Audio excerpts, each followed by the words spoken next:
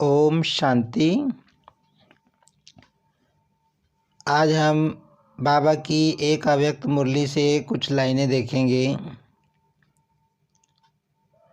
बाबा कहते हैं, माया वरदान भुला तो नहीं देती। बाबा पूछ रहे हैं, बाबा कहते हैं कि अमृत वेले बाबा से तुमको वरदान मिलते हैं, तो जो वरदान बाबा से मिलते हैं माया भुला तो नहीं देती। आती है माया? बाबा पूछ रहे हैं, बताओ माया आती है क्या? कभी कभी तो आती है। माया तो लास्ट घड़ी तक आएगी। बाबा कह रहे हैं कि माया तो लास्ट घड़ी तक आएगी। जब तक शरीर में प्राण रहेंगे, जब तक सृष्टि परिवर्तन की अंतिम समय जब तक आएगी, बाबा कहते तब तक माया आएगी, ऐसे नहीं जाएगी। लेकिन माया का काम है आना और आपका काम है दूर से भगाना। आ जावे फिर भगाओ, ये नहीं। अब बाबा कहते कि माया का काम तो क्या है? माया का काम तो है आना, लेकिन हमारा काम है दूर से ही भगाना, नज़दीक भी नहीं आने देना उसको। बाबा कहते हैं आ गई पास में और फिर भगाया, बाबा कहते ऐसे भी नहीं। ये टाइम अभी समाप्त हुआ। बाबा कहते अब वो समय नहीं रहा कि माया तुम्हारे पास आए नज़दीक फिर तुम भगाओ। बाबा कहते दूर से ही भगाने वाला समय अब चल रहा है। माया आवे और आपको हिलावे फिर आप भगाओ, टाइम तो गया ना।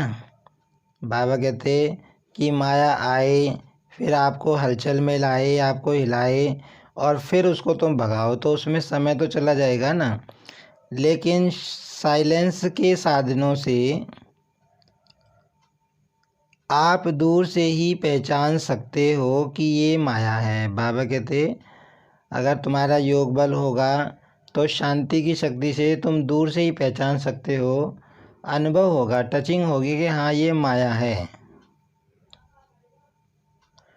इसमें भी टाइम वेस्ट नहीं करो। और माया भी देखती है ना कि चलो आने तो देते हैं ना, तो आदत पड़ जाती है आने की।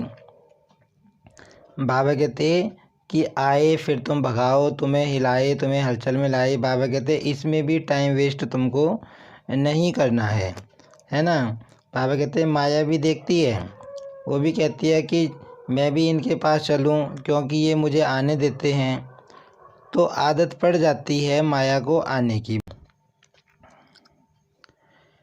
जैसे कोई पशु को, जानवर को अपने घर में आने की आदत टाल दो, फिर तंग होकर भगाओ भी, लेकिन आदत तो पड़ जाती है ना।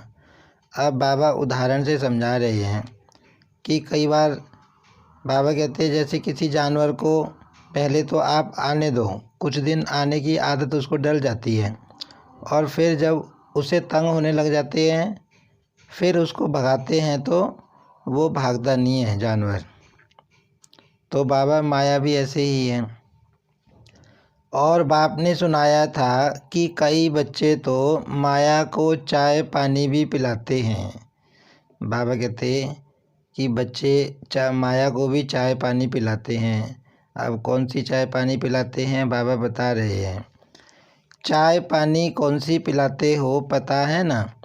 क्या करूँ कैसे करूँ, अभी तो पुरुषार्थी हूँ, ऐसे कमज़ोर संकल्प करना। माना बाबा कह रहे हैं कि माया को चाय पानी पिलाने के बराबर है।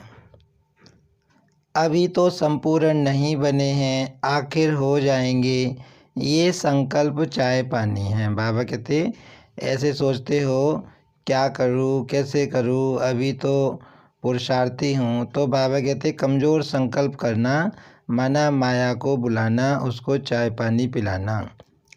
तो वो देखती है चाय पानी तो मिलती है। बाबा कहते माया भी देखती है मुझे चाय पानी मिल रही है तो आएगी।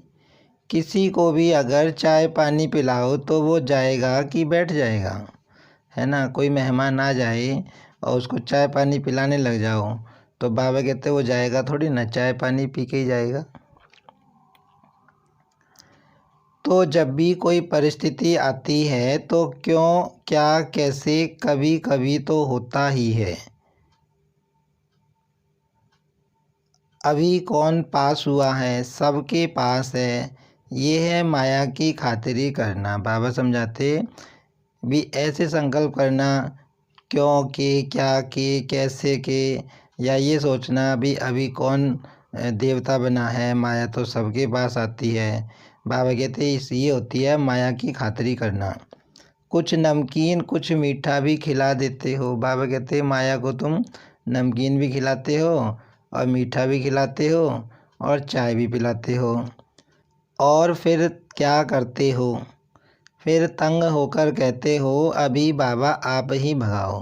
बाबा कहते फिर माया से जब तंग हो जाते हैं ना तो फिर क्या कहेंगे कि बाबा अब इस माया को आप ही भगाओ, हमसे तो भाग नहीं रही। बाबा कहते पहले तुम बुलाते हो, फिर उसको चाय पानी पिलाते हो, और फिर कहते हो कि अब बाबा आप भगाओ। तो बाबा क्या कहेंगे, आने आप देते हो और भगाए बाबा क्यों। बाबा कहते माया को बुलाते आप हो, आने देते हो, और फिर बाबा भगाए क्यों, आने क्यों देते हो। माया बार बार क्यों आती है, बाबा पूछ रहे हैं क्यों आती है। हर समय हर कर्म करते त्रिकालदर्शी की सीट पर सेट नहीं होते हो। बाबा कहते त्रिकालदर्शी की सीट पर सेट होकर तुम कर्म नहीं करते, इसीलिए माया बार बार आती है। त्रिकालदर्शी अर्थात पास्ट, प्रेजेंट और फ्यूचर को जानने वाले, तो क्यों क्या नहीं करना पड़ेगा। बाबा कहते तीनों कालों का सोच के हर कर्म करो। त्रिकालदर्शी होने के कारण पहले से ही जान लेंगे कि ये बातें तो आनी हैं, होनी हैं, चाहे स्वयं द्वारा, चाहे औरों द्वारा, चाहे माया द्वारा, चाहे प्रकृति द्वारा, सब प्रकार से परिस्थितियां तो आएंगी, आनी ही हैं। बाबा कहते जब तुम त्रिकालदर्शी की स्थिति पर स्थित हो जाओगे, तो त्रिकालदर्शी मतलब तीनों कालों का जिसको ज्ञान हो, तो बाबा कहते फिर तुम्हें ये बात समझ में आ जाएगी कि माया तो आनी है,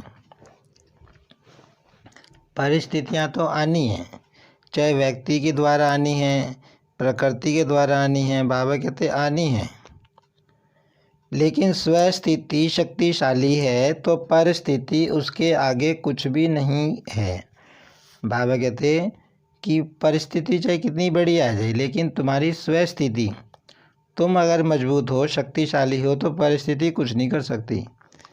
परिस्थिति बड़ी या स्वस्थिति बड़ी, बाबा कहते बताओ परिस्थिति बड़ी होती है या स्वस्थिति बड़ी होती है, या कभी स्वस्थिति बड़ी हो जाती, कभी परिस्थिति। तो इसका साधन है एक तो आदि मध्य अंत तीनों काल चेक करके समझ कर फिर कुछ भी करो। बाबा कहते कोई भी काम करो तीनों कालों का सोच समझ के करो, है ना। बाबा कहते कर्म किया तो सोचो कि वर्तमान जो चल रहा उसके ऊपर उसका क्या असर पड़ेगा, आने वाला समय है हमारा उसके ऊपर उसका क्या असर पड़ेगा, है ना। तो तीनों कालों का बाबा कहते सोचो, सिर्फ वर्तमान नहीं देखो। सिर्फ वर्तमान देखते हो तो कभी परिस्थिति ऊंची हो जाती, कभी स्वस्थिति ऊंची हो जाती। बाबा कहते तुम सिर्फ वर्तमान समय को देख के करते हो, इसलिए कभी कभी स्वस्थिति नीचे आ जाती है। दुनिया में भी कहते हैं पहले सोचो फिर करो, नहीं तो जो सोच कर नहीं करते तो पीछे सोचना पश्चाताप का रूप हो जाता है। अब बाबा दुनिया का भी उदाहरण दे रहे हैं कि दुनिया में भी कहते हैं, बाबा भी कह रहा है कि सोच के फिर कर्म करो, ऐसे नहीं ऐसे जो मन में आया वो कर दिया। बाबा कहते हैं पहले सोचो फिर कर्म करो।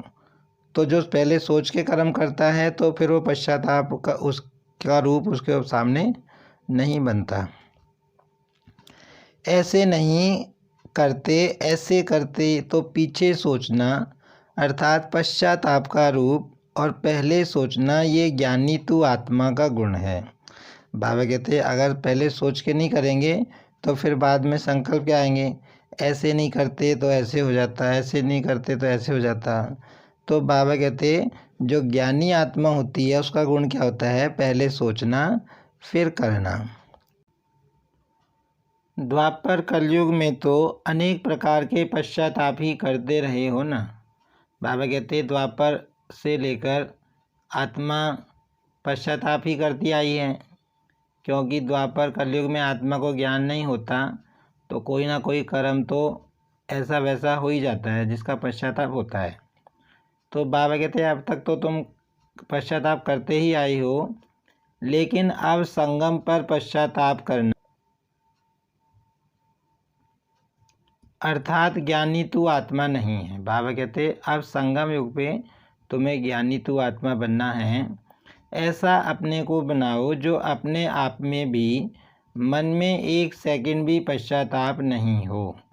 बाबा कहते अपने को ऐसा बनाना है कि एक सेकंड भी मन में पश्चाताप के संकल्प ना चलें। बाबा कहते तीनों कालों का सोचकर पुरुषार्थ कर्म करो तो माया तुम्हारे पास नहीं आएगी। और दूसरा बाबा ने इन लाइनों में बताया कि तुम्हें कभी भी कमज़ोर संकल्प नहीं करना है। क्या करूं, कैसे करूं? बाबा कहते कमज़ोर संकल्प करना माना माया को बुलाना। बाबा कहते कि तुम्हें स्वस्थिति अपनी अच्छी रखनी है। स्वस्थिति के सामने परिस्थिति कुछ भी नहीं होती। अच्छा, ओम शांति।